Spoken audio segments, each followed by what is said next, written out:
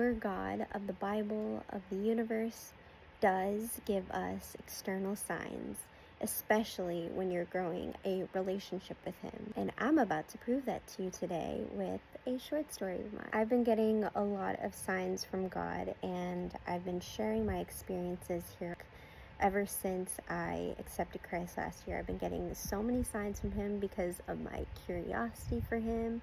And I want to share with you the best sign that I've gotten so far in a year, because I think this is so cool, and I'm so happy that I took a picture and captured it. By the way, I'm not saying aloha today because, side note, I am not in Hawaii right now. We can hear a crow crowing right now. I am actually in my childhood home.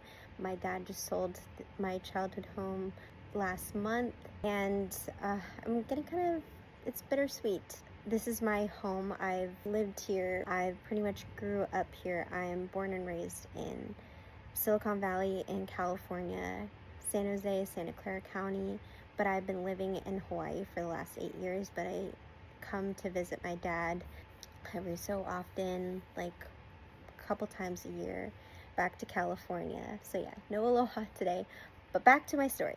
I've shared in the previous videos I had about how I speak to God through names. I work with names at work.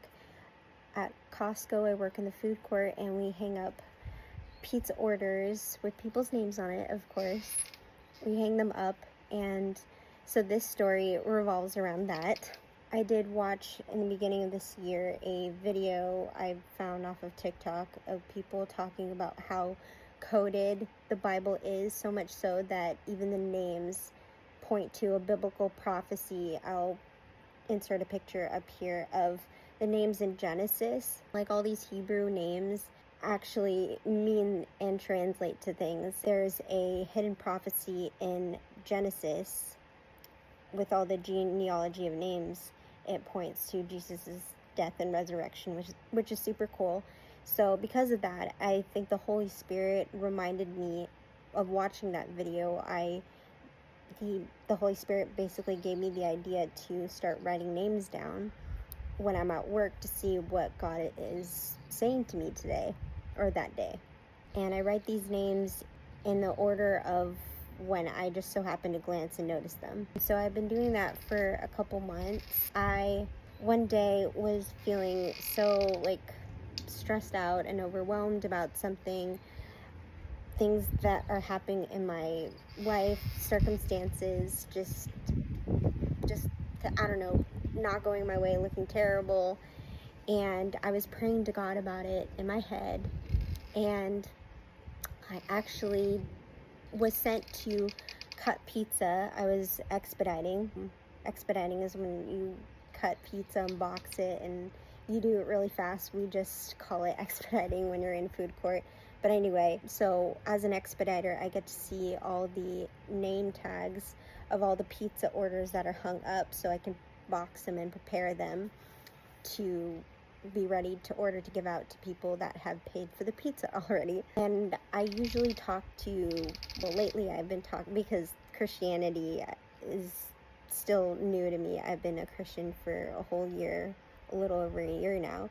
I discovered this whole telepathy thing, that you can communicate with God in your mind, because the devil can give you thoughts and God can give you thoughts and speak to you in your thoughts. He can speak to you more than that, more than just that way. He can speak to you in circumstances, and in this case, in this video, he can speak to you through names and external signs of confirmation. So I was praying in my head how frustrated I was, and I was like, you know what, I'm going to give this to you, God. I don't know what to do about it right now, as I'm cutting pizza. And then I was saying that in my head to God, because I know He's always listening, whether I say it verbally out loud or I say it in my head, in my thoughts. But I was cutting pizza, saying that, praying to Him in my head, and then I turned to my right to look at the names, and I glanced at these two name tags side by side, hung up. And Christians out there, or new Christians, I just want to tell you, once you start having a relationship with God, throw the idea out the window that everything is coincidence. It's not, because once you draw closer to God, he will draw closer to you. So once you start paying attention to him, nothing is a coincidence, okay? You're either going to be influenced by God or you're going to be influenced by the devil. And if you don't care to have any relationship or anything to do with Christianity at all, you are being influenced by the world. So it's going to feel like a coincidence. But if you are having a relationship with God, it's not a coincidence. He is telling you something. He can orchestrate and put messages together. The Holy Spirit can orchestrate anything to get you to see something, to get a message across. He can work through people and, speak in their minds for your favor. That's basically what happened, because when I turned and looked after praying, I saw these 2 name tags hung up that said Faith Walking.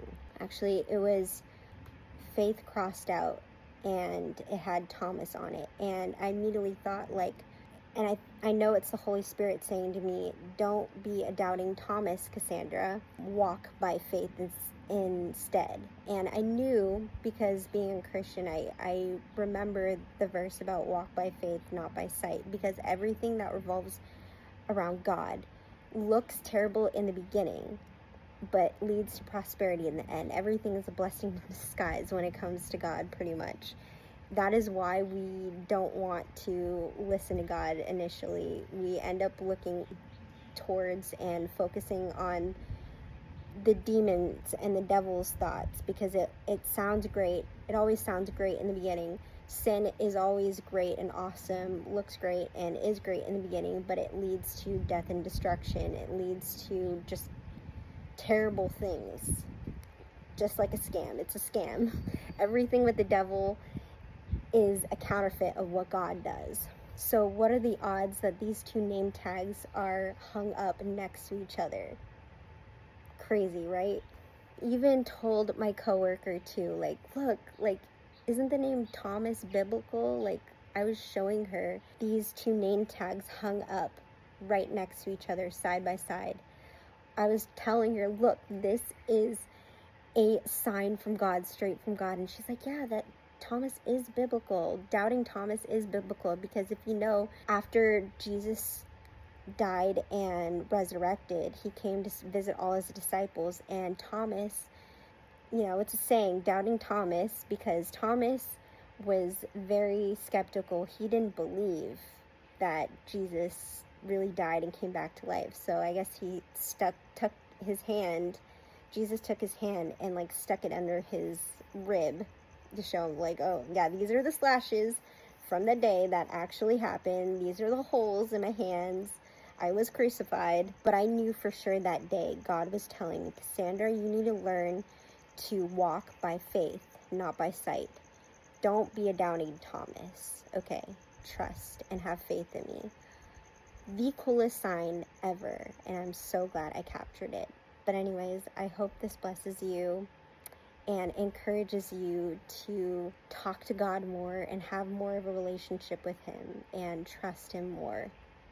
Because honestly, I can tell you right now, having a relationship with him, it just gets better and better day by day. He just surprises you and just brings you so much joy. Honestly, try it out. Get to know God. You'll be so amazed. And he loves you. All right. God bless. Bye.